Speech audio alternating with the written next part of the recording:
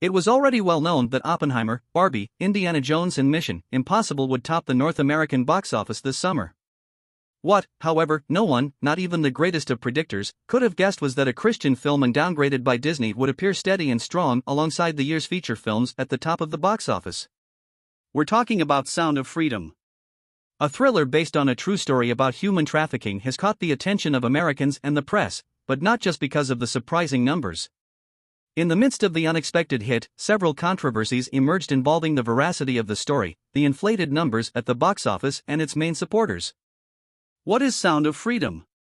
Written and directed by Alejandro Monteverdi, Little Boy and Bella, the film Sound of Freedom tells the true story of Tim Ballard, played by Jim Caviezel, the Passion of the Christ, a former special agent of the U.S. government's Department of Homeland Security, also known as Homeland, portrayed in the homonymous series starring Claire Danes. He leaves the post to take justice into his own hands and try to end human sex trafficking. In the feature, we follow Ballard on one of his missions, which puts him in Latin America to rescue children from cartels and dangerous drug dealers. The production's arrival in theaters wasn't a walk through the park either. Filmed in 2018, it stayed in the drawer for 5 years until it saw the light of day. Initially financed by a Mexican group, the feature film would be distributed by the Latin American subsidiary of 20th Century Fox. But when the studio was acquired by Disney, the House of Mickey Mouse decided to shelve the project, already filmed. However, one of its producers, Eduardo Veracity, who has a role in the film, by the way, managed to reacquire the rights to the feature and offered it to Angel Studios, a small distributor of Christian productions such as The Chosen, a series that follows the life of Jesus Christ, which accepted. So does that mean Sound of Freedom is based on facts? The film, yes, has as its main character Tim Ballard, a former Homeland agent who founded Operation Underground Railroad, a non-profit anti-sex trafficking organization, which actually exists. However, over the years Ballard and R itself have been challenged by some of their accounts. An investigation carried out by Vice News in 2020, for example, pointed out the difficulty in proving the entity's exploits, always described as heroic and exciting, as the article says. Ballard has repeatedly said that R played a pivotal role in a major anti-human trafficking case in New York State and has implied that it helped rescue a victim from that case, when in reality, according to court transcripts and other records reviewed by Vice World News, the victim courageously escaped her trafficker on her own, the publication attested.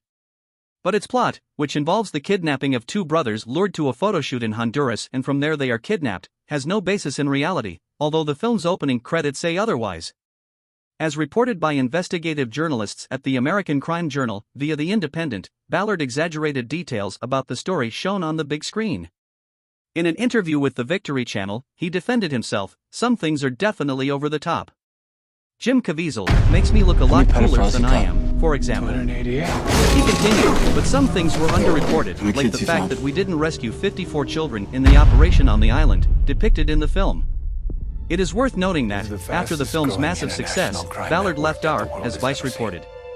But, according to the entity itself, the departure happened before the launch of production.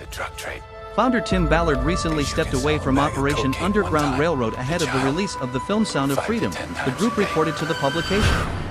The tangle of complicated and controversial stories, however, is far from over here. Why is the movie Sound of Freedom so controversial? In addition to the claim that it is a true story, Sound of Freedom is being touted by many publications as a vehicle for conspiracy theorists and QAnon supporters. QAnon is a far-right conspiracy theory that alleges a global elite, made up of Satan worshippers, cannibals and pedophiles, kidnaps children to drink their blood. They were responsible for the attack on the Capitol in 2021, for also believing that this same child sex trafficking network was conspiring against Donald Trump during his term as President of the United States. Trump, who, incidentally, held a special screening of the film, according to The Guardian.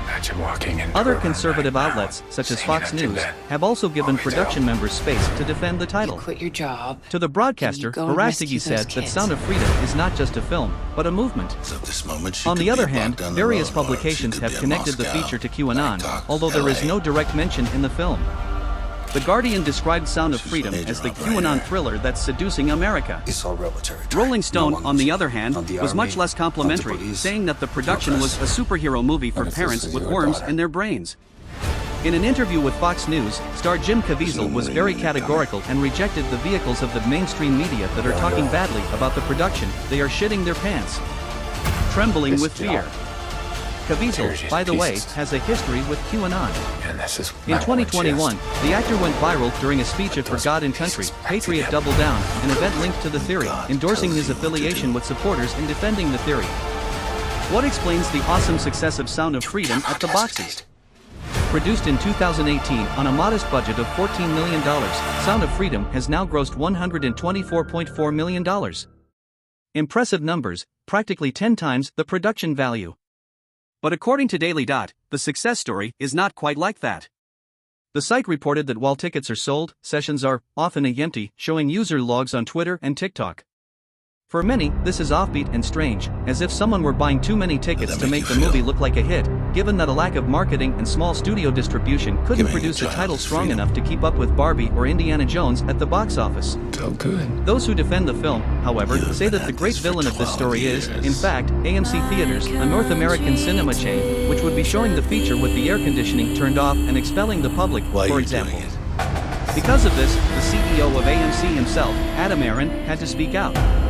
He wrote on Twitter, "Unfortunately, conspiracy theorists are so prevalent in America. So much misinformation is spread.